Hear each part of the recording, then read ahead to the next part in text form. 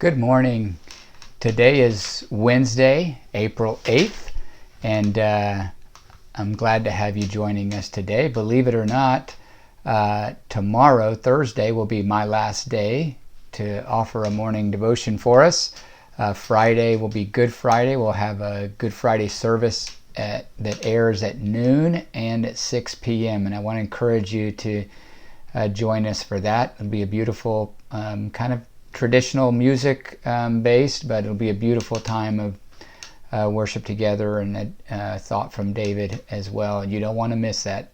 Good Friday at noon and 6 p.m. And then, of course, Easter at home on Sunday, Easter Sunday. Join us for that. It's going to be really spectacular. Got some special treats, surprises for you that you don't want to miss. And that'll be live at 10 a.m. across all platforms, and then on demand after that during the day. So please join us live at 10 a.m. It's going to be an incredible day together on Easter Sunday.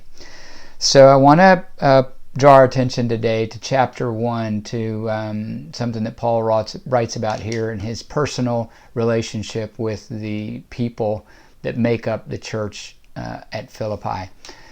We talked earlier about the simple pleasures of life and the things that we're missing during this time. When I was having the conversation with Betsy about those simple pleasures that we're missing, for her it was a quick and easy answer was personal interaction, face-to-face personal interaction with people.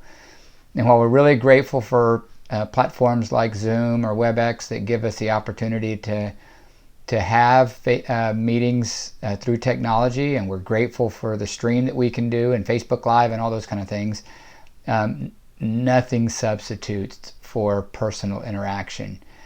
And interestingly enough, all these many years ago, Paul wrote about that same feeling that he was having in missing personal interaction. And here's what he says in chapter 1 of Philippians, beginning in verse 3. I'm going to read 3 or 4 verses here. It says, "I thank my God in all my remembrance of you, always in every prayer of mine for you, all making my prayer with joy, because of your partnership in the gospel from the first day until now. And I am sure of this, that he who began a good work in you will bring it to completion at the day of Jesus Christ. It is right for me to feel this way about you all, because I hold you in my heart, for you are all partakers with me of grace, both in my imprisonment and my defense and confirmation of the gospel. For God is my witness how I yearn for you with all the affection of Christ Jesus. And it is my prayer that your love may abound more and more with knowledge and all discernment, so that you may approve what is excellent, and so that you may be pure and blameless for the day of Christ, filled with the fruit of righteousness that comes through Jesus Christ, to the glory and praise of God." Can't you just feel the emotion in the phrases that he uses when he talks about this longing for interaction that he has? It's beautiful the way that Paul expresses this love that he had for these individuals who make up the church at Philippi. You know, that personal interaction is part of God's creation in us. It's a difference that we have in being made in the likeness of God and being made in his image, is that we have this desire, we have something hardwired into our being that causes us to want personal interaction with people. And regardless of where you are on the spectrum, or where I am on the spectrum of extrovert to introvert, all of us need and desire personal interactions with others. Some people are real extroverts, and you want many different relationships and interactions with people. Others are more introverts, and they probably prefer fewer interactions, but deeper and more meaningful interactions oftentimes. But all of us, it's hardwired into us that we long for human interaction. And when we are secluded and isolated, it starts showing up that we need human interaction.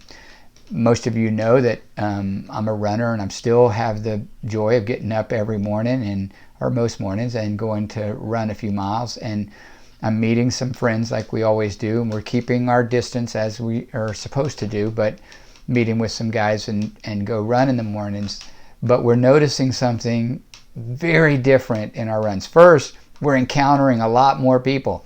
There are more people out running and riding their bikes and walking than we've ever seen in typical mornings. It's busy with activity. And the other striking difference is that people are communicating. Typically here in Central Florida, it's hard to get somebody to say hello back or to even acknowledge that you're there. There's always a certain amount of fear and suspicion, it seems like, when you're encountering people or people in cars.